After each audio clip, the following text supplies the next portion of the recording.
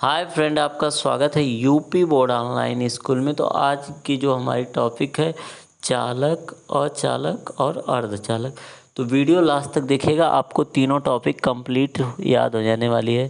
तो देखिए चालक क्या होता है। ऐसे पदार्थ जिसमें आवेश का प्रवाह आसानी से होता है उसे चालक कहते हैं। ऐसे पदार्थ जिसमें आवेश का प्रवाह आसानी से होता है उसे चालक अथवा सुचालक कहते हैं। ठीक है, उदाहरण के रूप में देखिए धातुएं, चांदी, अम्लीय जल तथा लवण इत्यादि। ठीक, और फिर अचालक में क्या होगा। ऐसे पदार्थ जिसमें आवेश का प्रवाह आसानी से नहीं होता है उसे अचालक अथवा कुचालक कहते हैं। ऐसे पदार्थ जिसमें आवेश का प्रवाह आसानी से नहीं होता है उसे अचालक अथवा कुचालक कहते हैं, जैसे रबड़, कांच, सूखी लकड़ी इत्यादि। ठीक, और फिर अर्धचालक ऐसे पदार्थ जिसमें सामान्य अवस्था में आवेश का प्रवाह नहीं करते किंतु ताप बढ़ाने पर आवेश का प्रवाह करते हैं उसे अर्धचालक कहते हैं। यानी ऐसे पदार्थ जो सामान्य अवस्था में आवेश का प्रवाह नहीं करते हैं किंतु ताप बढ़ाने पर क्या कर देते हैं, आवेश का प्रवाह कर देते हैं, उसे अर्धचालक कहते हैं, जैसे जर्मेनियम और सिलिकॉन। ये आपको याद रहना चाहिए, जर्मेनियम और सिलिकॉन। ठीक, ये तो हो गए हमारे तीनों टॉपिक क्लियर कि चालक में इलेक्ट्रॉन का प्रवाह होगा अथवा आवेश का प्रवाह होगा, और चालक में इसका प्रवाह नहीं होगा, लेकिन अर्धचालक में नहीं होगा, किंतु जब उसे गर्म किया जाएगा तो उसमें प्रवाह होगा। ठीक, अब हम आ जाते हैं चालक के प्रतिरोध की निर्भरता। तो एक किस पे निर्भर करती है, तीन चीज़ों पे निर्भर करती है। देखिए दो चीज़ों पे, एक तो निर्भर करती है उसकी लंबाई पर और एक निर्भर करती है उसके क्षेत्रफल पे और एक निर्भर करती है उसकी प्रकृति पे। ठीक ना, तो हम लोग देखते हैं सबसे पहले चालक के तार की लंबाई। यदि किसी चालक तार का प्रतिरोध R तथा तार की लंबाई L है तो वो समानुपाती उसके होता है।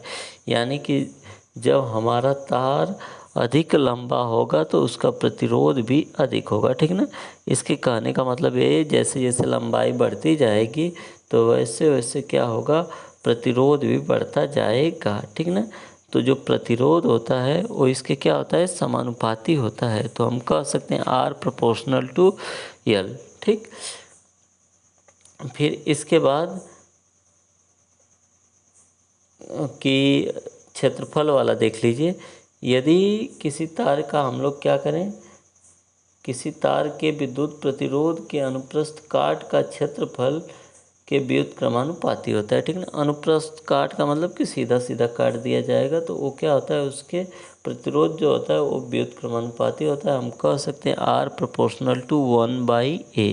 और देखिए एक पदार्थ की प्रकृति, यदि समान लंबाई तथा समान अनुप्रस्थ काट के क्षेत्रफल के तारों का भिन्न भिन्न पदार्थों से निर्मित किया जाए तो उन चालकों का प्रतिरोध भी भिन्न भिन्न होगा। यानी जब कह रहा है कि दोनों चीज़ सेम हो, यानी क्षेत्रफल भी सेम हो तथा लंबाई भी सेम हो, लेकिन अंदर का जो पदार्थ है वो अलग अलग हो जाएगा, तब भी क्या होगा, प्रतिरोध का मान बढ़ जाएगा। ठीक ना, मतलब अलग अलग हो जाएगा।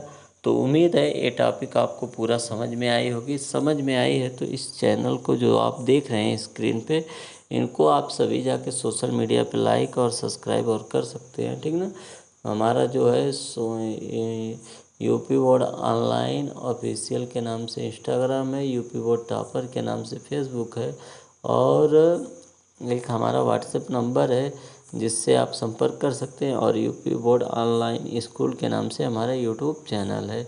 तो आपको सारी चीज़ें क्लियर हो गई होंगी।